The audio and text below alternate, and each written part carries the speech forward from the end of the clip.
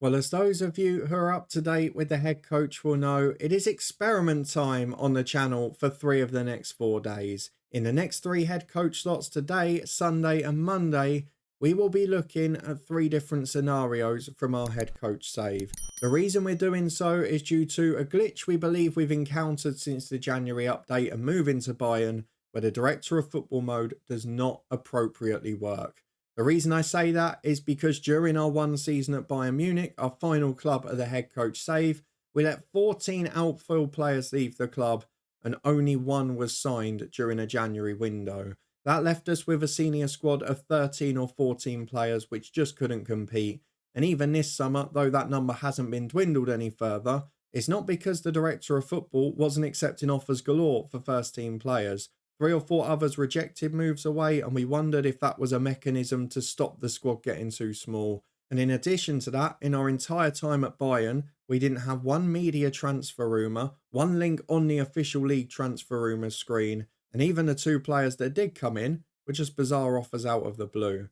So what we're going to do over the next 4 days is do 3 separate experiments from our head coach file. You saw a little glimpse into one of them at the end of Wednesday's episode. You can find that up in the eye above. That was the little teaser for today's experiment, where we left Bayern Munich at the end of our German Super Cup final at the start of August, after defeat again. And we saw what happened at the end of that transfer window, and some of the issues did appear to resolve themselves. A new manager came in, a new director of football crucially came in, and as did a number of players towards the end of that window. So what we're going to do is we're going to today see whether that trend continues. We've skipped ahead a whole nother season. So they've got through the January window, they've got to the end of the year, and they've got through the summer transfer window as well. And we're going to see whether Bayern have continued to rebuild their squad, whether their issues have reverted, and see how successful they've been both on and off the pitch.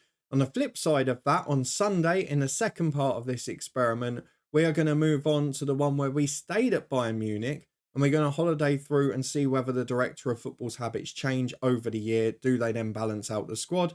And whether they deliver over another 3 transfer windows. And then in the third part, and possibly the most important for what we plan to do next week, we're going to make sure that the director of football mode isn't broken as a whole. And for that, we're going to resign from Bayern Munich. We're going to find ourselves another job in the footballing world. And we're going to see if the director of football functions somewhat normally there. Because I have noticed since the January update, even in my non-director of football saves, the director of football is nowhere near as active as they were previously, even at like the Southend save, for example. So we're going to do those over the next 4 days. If you're looking forward to them, chuck a thumbs up on the video. Don't worry if you're a fan of the Southend save, that one will be here tomorrow as normal. But for now, we're asking one question and one question only. Has the January update for FM24 broken the director of football? Let's go and get to part 1 of the experiment. We saw that once we resigned from Bayern, and Didier Deschamps came in, a few of those issues resolved themselves. They brought in 3 players before the end of that summer window. Let's go and see, just over a year later, what they've done in a 2 transfer windows since. Have they sold any more? Have they signed any more? And then we'll compare it on Sunday and Monday to the other actions. Let's start by having a look at this one.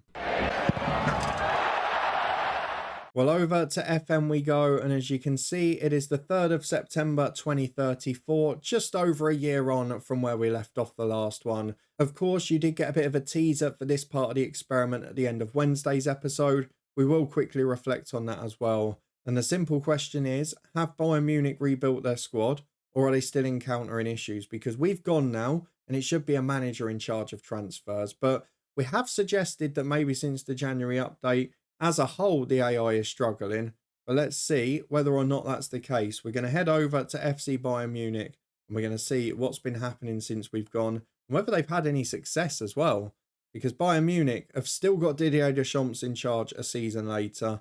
Let's start with the basic stuff, shall we? We go to the Bundesliga. They won the title again. Did they win anything else? Let's have a look at the competition screen. Nowhere near in the Champions League. Won the Bundesliga.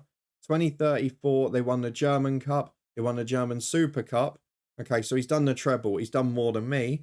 That's what those 3 good players do, apparently. Let's have a look at what's happened to the squad, though.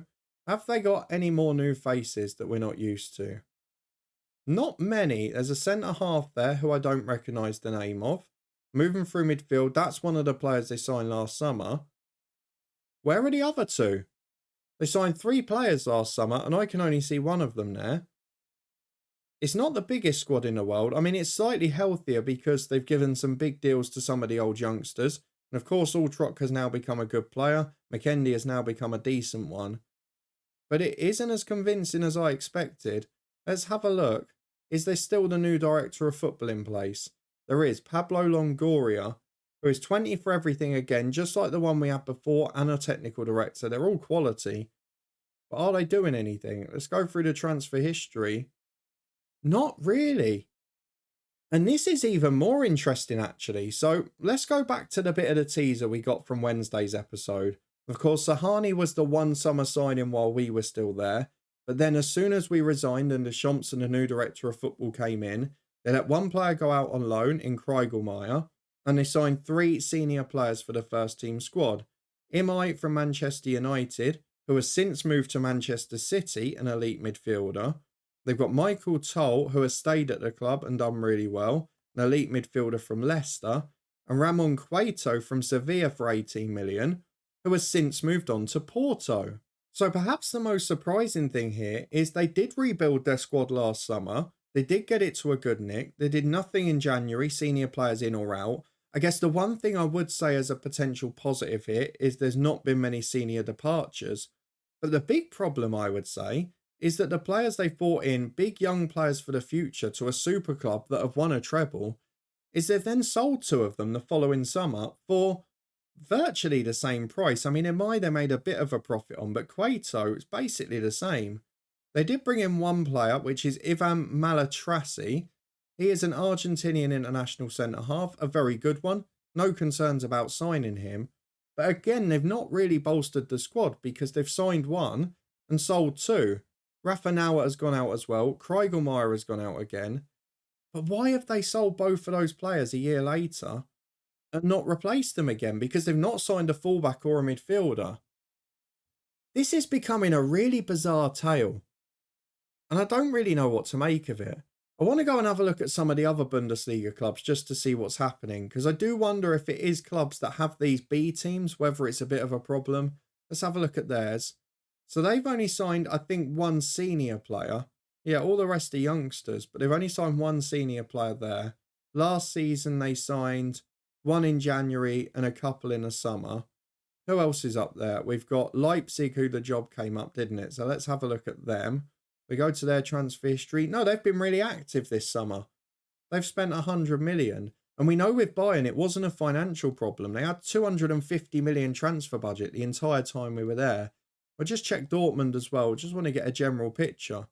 Now, they've spent a bit, and at least 3 of those are senior players for big money.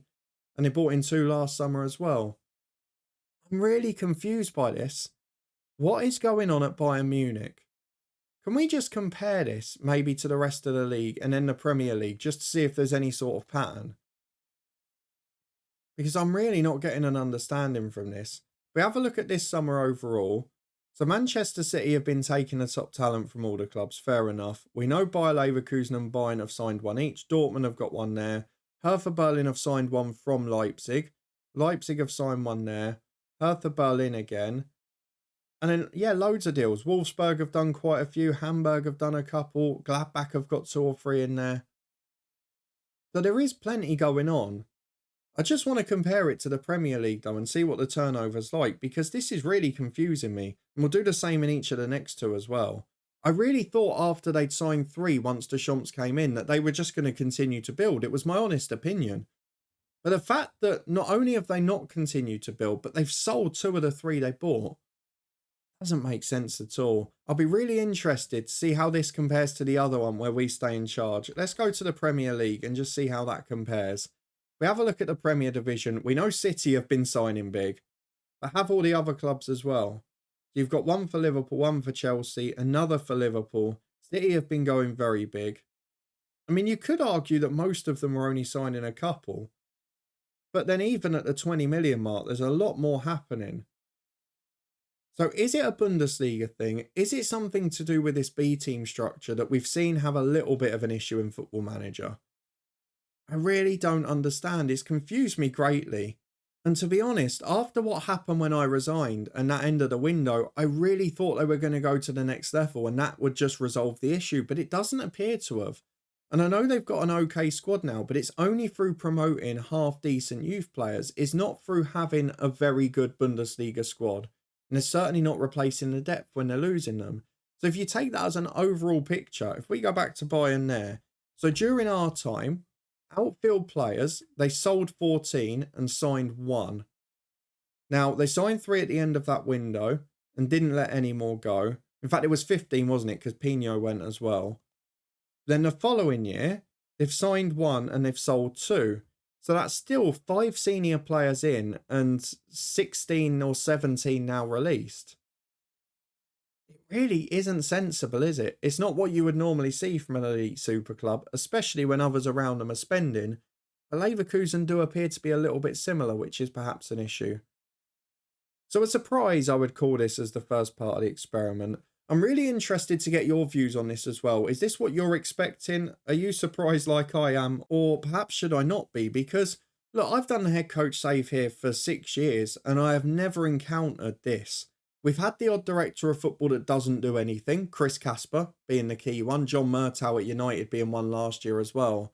But you look at the start of this year, Hiroki Izumi at Gifu, it was working perfectly, in tune with the squad planner. Everything was working and coming to fruition. And this just isn't. It's not the fact that there's not activity. Well, I tell you what we need to do as well, the one thing I've missed. Are there any rumours? Right, here we go. So at least Bayern have got players they're being linked with on this screen now. So they've been linked with a player here from Mainz, who's not great, but they are on that transfer rumour screen, which they weren't at all in our entire time at Bayern Munich. But I don't know if you're as surprised by this as me. I guess we'll have to compare it to Sunday, where we stay at Bayern with the current director of football and see what happens. But the one thing I really hope is that when we get to Monday and we move to another club, it fixes itself, because we want to do the alternate head coach where we leave Japan and go to Willem 2 instead. And I want the director of football model to be working. And following the January update, I'm not confident even that the AI transfers are functioning properly, let alone the director of football model. So let me know what you thought about that, whether you were surprised or not. We will have 2 more parts of this, of course. They're only going to be short episodes where we look at the same things each time.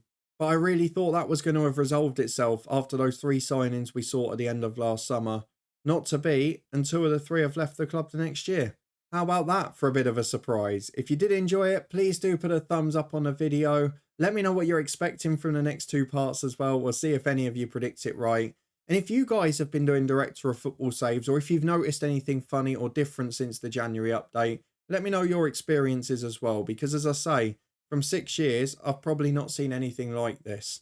If you want to stay up to date and make sure you don't miss the next 2 parts, you can subscribe and turn that notification bell on. As long as the 3rd one works on Monday, we will be starting the alternate head coach next week, where we leave Japan for Willem 2 and take our alternate route through European football. In the meantime, though, we've got a big episode with Southend United tomorrow. You can see yesterday transfer special from that save, starting a new season up in the eye above. There's also a link there to the football podcast where we've got our championship semi-final first leg playoff predictions. Those games take place this Sunday, so come and get involved, get your predictions in the comments, and we'll see if any of you can beat or match my efforts. And in addition to that, you can find links to the Twitch channel and to some of our development guides up in the eye above too. But thank you very much for watching, as always, for joining me for this 3-part experiment.